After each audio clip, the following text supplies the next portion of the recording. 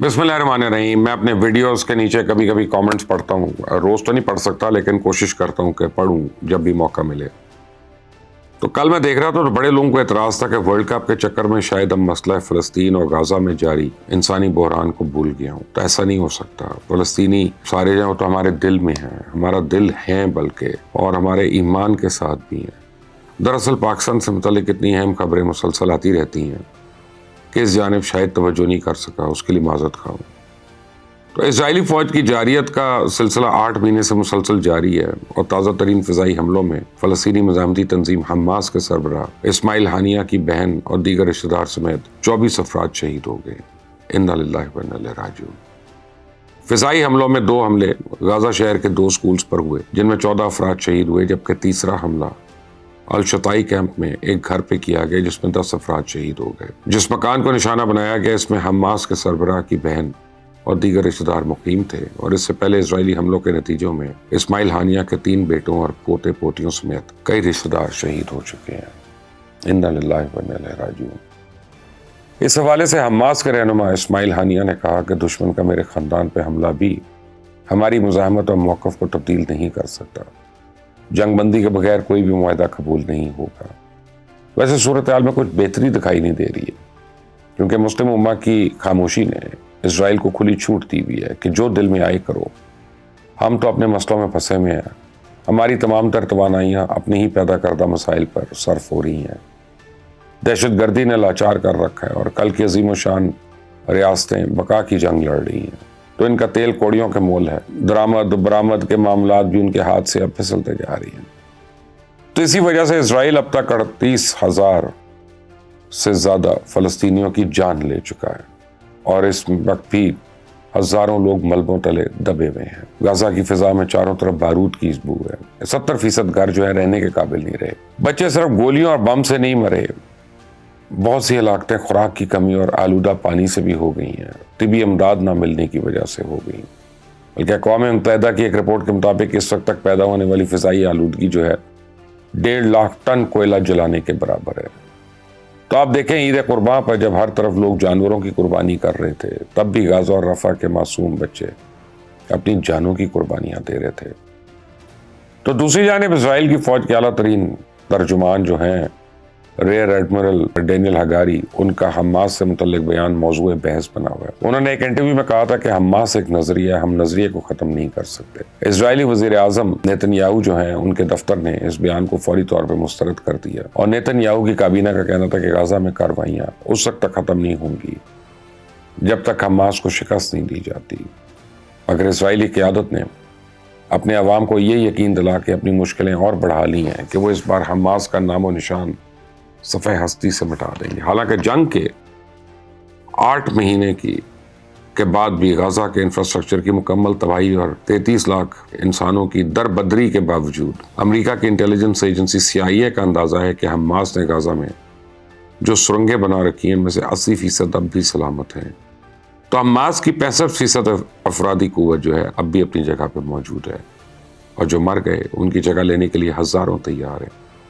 और यही वजह है कि जब इजराइल ने ऐलान किया कि शुमाली गाज़ा और गाज़ा शहर को हमास से पाक कर दिया है और अब ये इलाके क्लियर हैं, तो इसके बाद भी इन इलाकों से इजराइल पर रॉकेट गिरते रहे। हमास के जंगजू ग्राउंड पर मौजूद इन्फेंट्री और आर्टिलरी को गुरीला अंदाज में निशाना बनाते रहे। चुनांचे जिन इलाकों को क्लियर करने का दावा किया गया था, उन पर इजराइल को 2-2, 3-3 बार फिर से फौज कशी करनी पड़ी।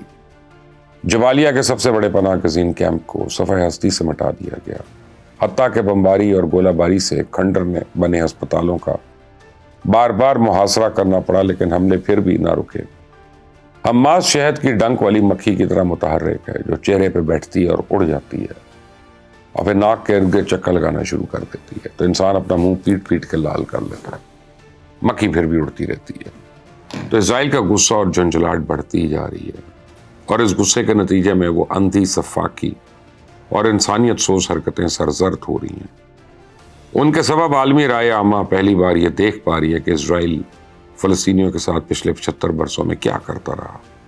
तो अब तक इजराइल ने जितनी भी जंगों का सामना किया, उनमें खुद एक मुहासरा ज़दा मजलूम रियासत साबित करने में कामयाब अपने आप को रहा। लेकिन गाज़ा ने चेहरे से तमाम नकाब उतार लिए हैं, और अब इनके टुकड़े دنیا بھر کے احتجاجوں میں تقسیم ہو رہے ہیں۔ اس جنگ نے نہ صرف پہلی بار رائے عامہ پلٹ دی بلکہ مغربی حکومتیں اسرائیل کے غیر مشروط حمایت کے معاملے میں منقسم ہو گئی ہیں۔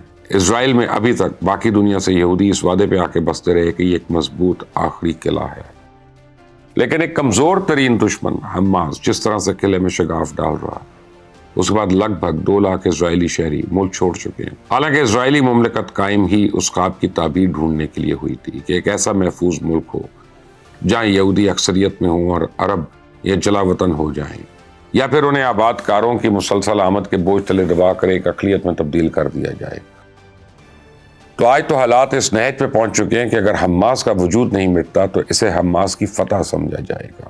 اس داغ سے بچنے کے لیے اسرائیل تب تک بربادی پھیلاتا جائے گا جب تک وہ خود اس کے رہبر ممالک اس کا ہاتھ نہیں پکڑتے۔ یہ تو اسرائیل کے حمایتی بھی جانتے ہیں کہ ہر جنگ کو ایک نہ ایک دن رکنا ہے۔ وہ الگ بات ہے کہ امریکہ کا یہ احساس غزہ میں 40,000 لاشیں گرانے کے بعد ہوا۔ کوئی مزاحمتی تحریک عارضی طور پہ دب سکتی ہے، شکل بدل سکتی ہے، لیکن مقاصد حاصل ہوئے بغیر ختم نہیں ہو سکتی۔ نظریہ یا خیال طبعی موت تو مر سکتا ہے، اسے قتل نہیں کیا جا سکتا۔ گزشتہ سال اکتوبر میں جب یہ جنگ شروع ہوئی تو امریکہ نے حسب معمول اپنی مکمل حمایت اسرائیل کے پلڑے میں ڈال دی تھی۔ کہا جاتا تھا کہ امریکہ کی دونوں سیاسی جماعتیں اگر کسی بات پہ ہم خیال ہے، متفق ہیں، تو وہ اسرائیل کی حمایت ہے۔ پریزیڈنٹ جو بائیڈن نے تو یہاں تک کہا تھا کہ میں بھی صہیونی ہوں، جب مسلم دنیا کا رد عمل بھی مایوس کن رہا۔ کسی عرب ملک نے اسرائیلی طیاروں کے لیے اپنی فضائی حدود کو بند نہیں کیا۔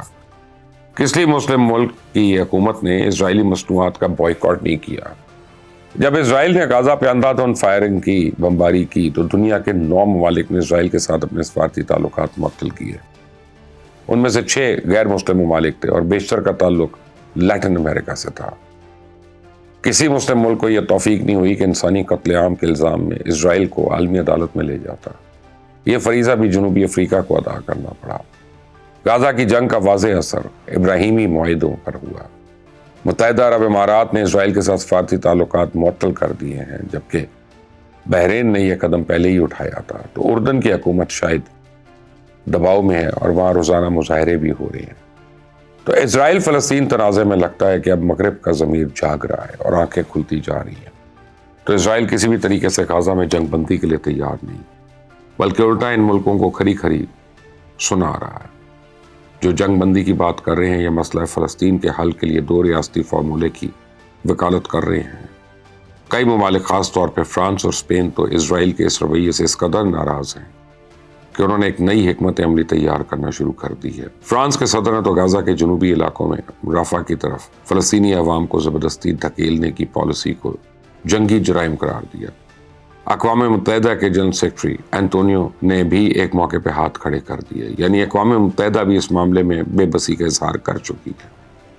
تو اس کا مطلب یہ ہے کہ وہ ادارہ جو دنیا میں مسائل ختم کروانے، امن کے قیام کو یقینی بنانے، قوانین اور قواعد و ضوابط پہ عمل کروانے کا ذمہ دار ہے، وہ ادارہ بھی ہاتھ کھڑے کر کے فلسطین میں نہتے انسانوں پہ ہونے والے ظلم پر کچھ نہیں کر سکتا۔